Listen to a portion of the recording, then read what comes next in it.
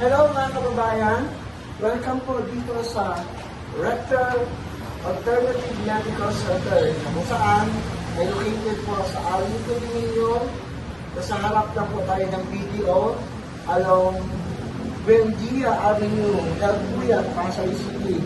So sa lahat po na nais magkaroon at mananas na mayroon kayong mga problema sa stomach, tulad sa akin, kinakailangan niyo po magpalinis ng inyong bituka.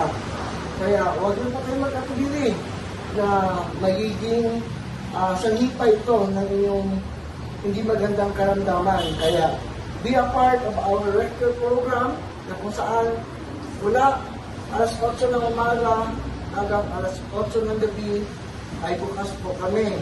Kaya walk-in lang po. Wala po tayong reservation dito dahil dalawang machine naman po ang aming ginagamit para sa ating mga walk-in patient. At meron din tayong tinatawag dito na full na detoxification. So yung package, you can inquire sa ating cashier at doon po ay located sa 4th floor ng ating nasabing building.